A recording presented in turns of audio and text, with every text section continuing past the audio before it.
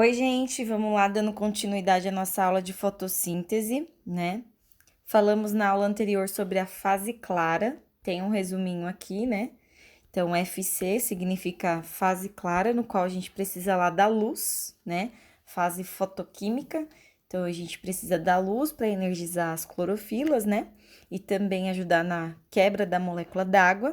Então, a gente também precisa um dos reagentes é a água, no qual o produto vai ser formado o oxigênio, e conforme os elétrons vão passando lá, a gente produz ATP e NADPH.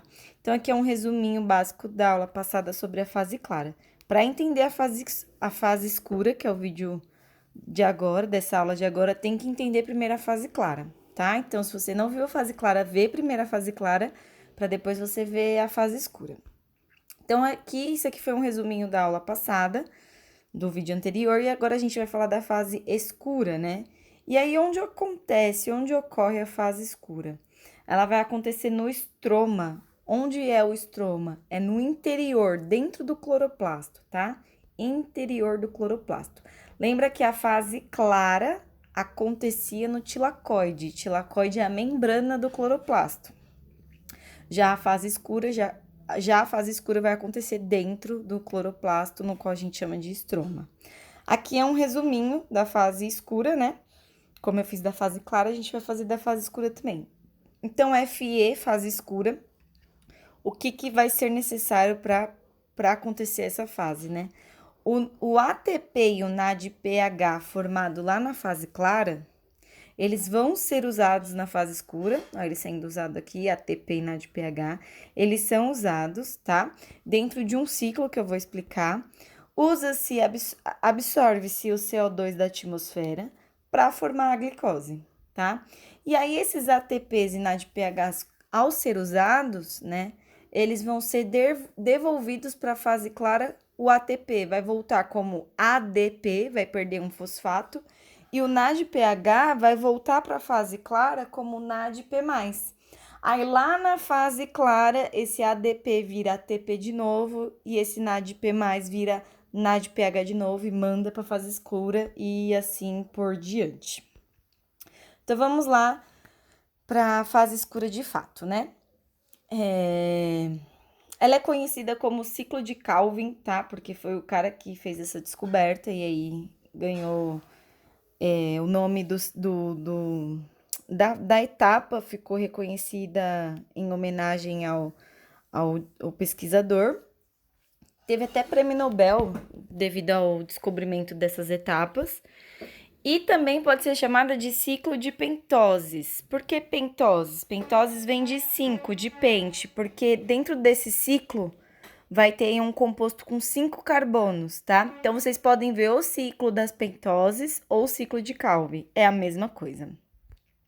Então, vamos lá, começando o ciclo. Para iniciar o ciclo, a gente tem aqui 3 compostos, tá? Cada um com 5 carbonos, se vocês verem aí, né, que a gente chama de RuBP, tá? É uma abreviação, mas o nome de cada molécula aqui, eu tenho três moléculas de rubilose 1,5 bifosfato, né? No carbono 1 e no carbono 5 tem 2 fosfatos aí. Então, a rubilose, que a gente conhece como RuBP, é um composto com 5 carbonos, por isso o nome do ciclo também pode ser chamado de ciclo das pentoses. A RuBP, ela vai se ligar, tá? Com o CO2 que tá vindo da atmosfera. Então, aqui a gente tem a limpeza do ar, né, que as plantas fazem. Então, na fase escura, a gente tem a participação do CO2. Então, eu representei aqui para vocês 3 moléculas de CO2. Quem faz essa conexão do CO2, né, essa fixação do CO2, das 3 moléculas de CO2 com a RuBP, né, é uma enzima chamada rubisco, tá? Uma enzima muito importante, uma proteína que faz essa ligação, essa fixação do CO2 com a RuBP. Pergunta: eu tenho 3 moléculas de RuBP, cada uma com 5 carbonos. Quando eu ligar os os gás carbônicos, né, o CO2 com a RuBP, Eu vou apresentar agora aqui, ó, vamos lá. Fiz a fixação.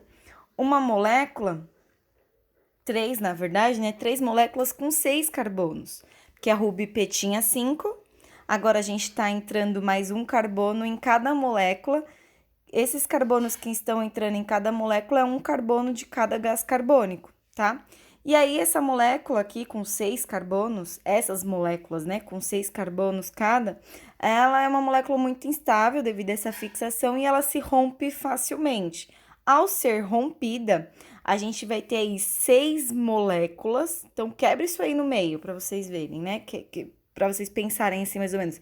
Quebra isso ao meio, a gente vai ter 6 moléculas com 3 carbonos cada uma. Essas moléculas, né, elas recebem o nome de 3-fosfoglicerato. A abreviação a gente chama de PGA, tá? Então, de novo, vamos lá. Voltando. A RubyP, que é um composto com 5 carbonos, né? Rubilose 1,5 bifosfato. A gente está trabalhando com 3 moléculas aqui. Vai fazer o processo de fixação, no qual o CO2, 3 moléculas de CO2, os carbonos vão se ligar à molécula de RubyP, formando aqui moléculas com 6 carbonos cada. Essa molécula é uma molécula instável, ela se rompe formando 6 moléculas, cada uma com 3 carbonos, e aí recebe o nome de 3-fosfoglicerato, abreviação PGA. Nesse momento, o PGA, ele vai fazer vai passar por uma etapa que a gente chama de redução.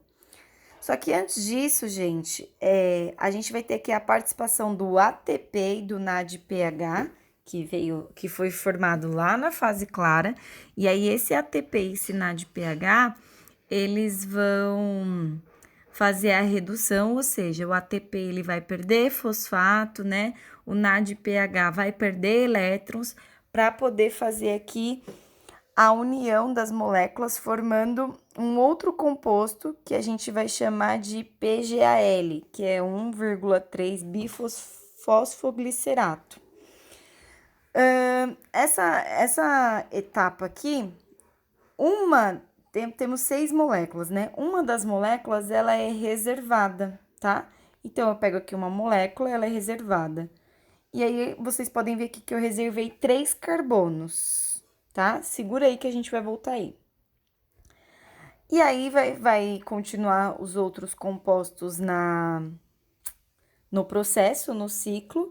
E aí, a gente vai ter de novo a participação do ATP e dos NADPHs, perdendo elétrons, liberando fosfato, para poder fazer a regeneração e fazer com que a PGAL se converta, formando de novo a RubyP, fechando-se assim o ciclo. Então, isso aqui é um ciclo, né? Um ciclo de Calvin, o ciclo das pentoses. O objetivo mesmo é que vocês, assim, conheçam o processo, né? Para ficar desesperado decorando todos os nomes. Lembrando de algo muito importante que eu já vi em perguntas, como, por exemplo, o nome da enzima que faz a fixação do CO2 com a RubyP, que o nome da enzima chama Rubisco, tá? Então, assim, a gente explica assim para vocês entenderem o processo, mas não fiquem bitolados com os nomes, entendam o processo.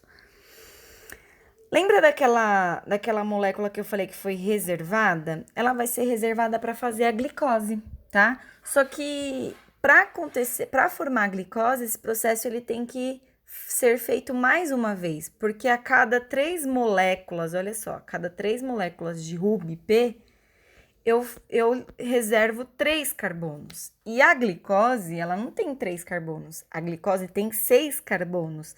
Então, para reservar mais uma molécula com 3, eu vou precisar de mais 3 RubyP no processo de novo. Então, ou seja, a cada 3 moléculas de RubyP, eu reservo 3 carbonos. Então, para formar uma glicose, eu teria que dar aí várias voltas, né? Na verdade, 6 voltas, porque cada RubyP é uma volta, tá? Um ciclo completo. Então, eu precisaria de 6 moléculas de RubyP, ou seja, 6 voltas no ciclo, porque isso aqui acontece uma molécula de vez. Eu tô mostrando 3 porque para vocês entenderem lá a formação do trio. Então, eu precisaria de 6 moléculas de RuBP para formar glicose, porque a cada 3 moléculas de RuBP, eu separo 3 carbonos. Então, mais 3 RuBP, né, no processo, eu teria a separação de mais 3 carbonos. 3 mais 3, 6, aí eu formo a glicose. Então, o que vocês estão vendo? Que na fase escura